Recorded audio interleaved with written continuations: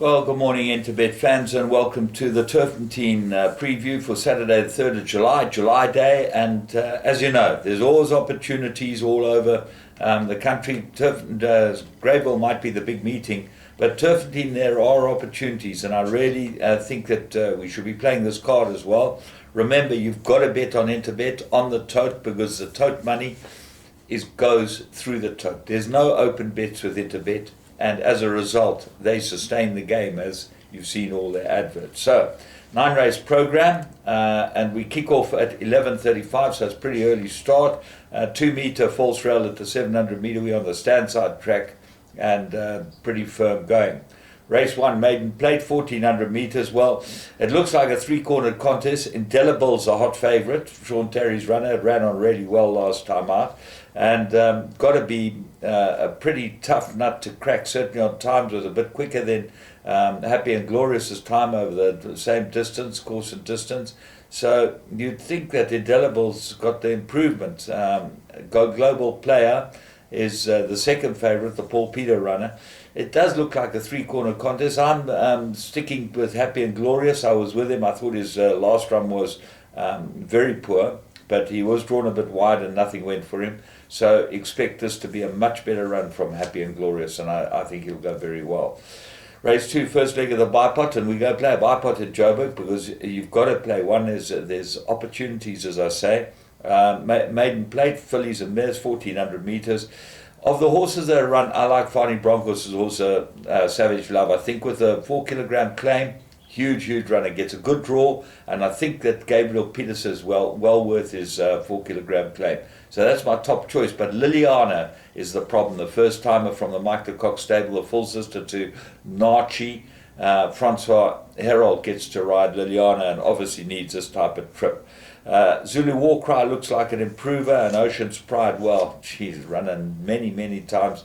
Wouldn't be surprised to see her arrive one day too. Race 3, Pinnacle, 2,850. Perfect race for Don't Look Back, but can he beat Category 4 and Out of Your League? Very close between the three of them on the Don't Look Back form.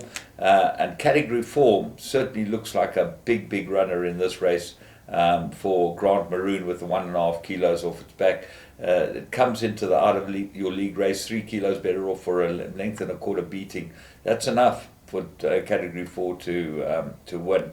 And there's no reason why he shouldn't be very effective over this trip. He's by twice over out of a parade leader mare. There's tons of stamina in the pedigree. Sunshine Silk, this is a filly, always goes into all my play. At the weights, take the 4 kilos off her back from Zola Jacobs. If he gives her a good ride, she's a huge runner. And if she's fit and well, obviously she's getting on, and hopefully she's sound and ready for the race because she will go into the place. So I'm putting in all 4 of them. Apollo Robbins, I'm scared to leave him out, but it's not the first leg of the pick 6, so I just need 4 out of the 5 for the bipot. Race 4, 85, Mary Raid 85, 1,800 meters. I like 2 horses here. Oyster King, I think, is the right horse with a 4-kilogram claimer. Gabriel Peterson on board it, and Great Warrior. I think his form's pretty consistent. I expect him to go really well here, Great Warrior, and I think this is the right race for him. 1,800, perfect distance for him. War Jewel, FS Squadron, both got chances, and the hot favourite is Duke of Sussex at least. Well, he's won 2 out of 3. There's a tough task for a 3-year-old against these type of horses, and I suppose he could be the right horse, but he'll go into my pick 6, but my bipot, I'm going to go with the others. Race 5, Pinnacle Stakes, 1,800, and here's my banker on the card. I like Lily Blue. I think she's the right horse.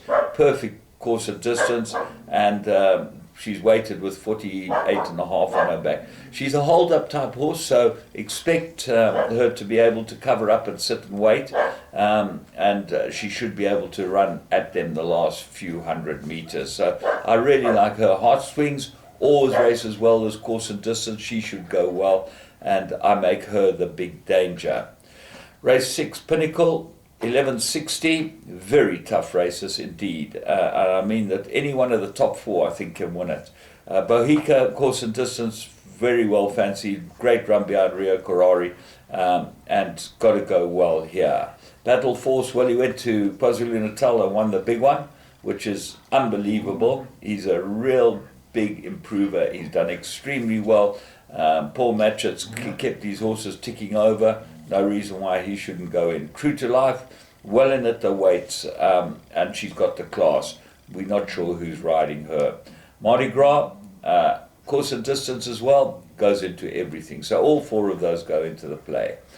Vodacom Durban July, well, I did the preview on for those that listen, for the Vodacom Durban July on my other show for Greyville. But as I said, I think got the green light's the right horse. I've taken a position on him from quite a long time ago. I think Joe Somers put everything right. All that's got to happen is he's got to fall into place now, because he should be able to win this. Where he's weighted, he does look like the right horse. So let's give you the dangers for the quartets. You want to play a quartet. Rainbow Bridge, go in. Drawn 1, not in his favour. He's going to have to hold his position. He might end up having to drop further back than he wants to be. 60 kilos to carry. Luke Ferraris knows what he's doing. He should get a good ride. Johnny Hero, outclassed to me. Shah Akbar, he's well held by the 3-year-olds, but he might just be one of those that could sneak into the quartets. I think he'll be running a bit colder this time than before, and certainly gets a good rider. Express from the US, I've never believed he stays. Crown Tires, I think he's a pacemaker, but I don't think he's got the class for the slot. Rascalon and Linebacker both go into the play, and there's very little between them, and I wouldn't like to separate them. Sovereign Spirit's my find of the race. Put him into all your play. Cirillo, the dark horse. Could be anything. He's got the class, and with 53 kilos on his back, he's certainly well weighted. She's a keeper. Well, she gets a kilo from a horse like Cirillo. I don't think she's good enough, and maybe she's improving quickly enough to be able to get there. But her beating of Matterhorn, to me, doesn't give her any chance in the race. Bulgarian, last year's winner, looks like he's copped the penalty, and that's going to stop him. Nexus, I definitely think is Justin Snape's top 2.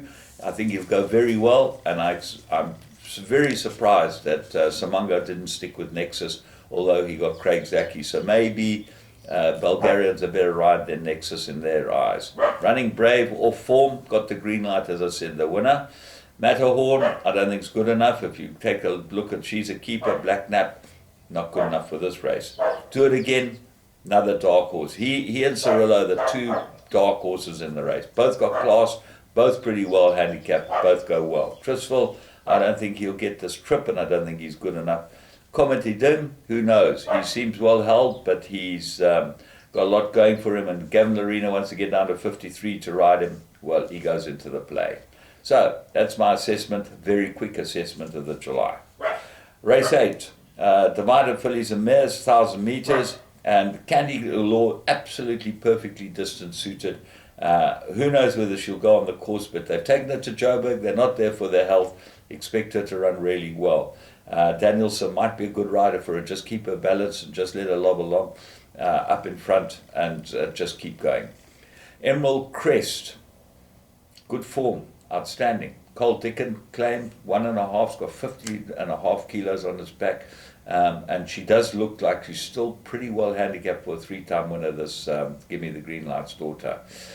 Moleta, good form too, an improved last run, and earlier form, she'd have a huge chance in this race. They look like the 3 that are going to fight it out. Race 9, divided 1,000, absolute 2-corner contest, or 3-corner contest actually. Colfax is a 2-year-old, looks like the right horse, everything seems right with him. But he's got a job to do. He's got to give 5 kilos to Zodiac Princess. I don't think that that's going to be easy. Ignore her last start, she'll go very well. And then A La Le Bleu had 2 warm-ups. I've been watching this one, and I've mentioned in both the last twice this run, I think she'll go very well today. So, we've got a great day's racing at Turffontein as well. As I say, there's opportunities everywhere. And remember, they both start early. Get your bets on early, because the TOTE is liable to be a problem. If you don't have an Interbet account, you can open one up with the Interbet info.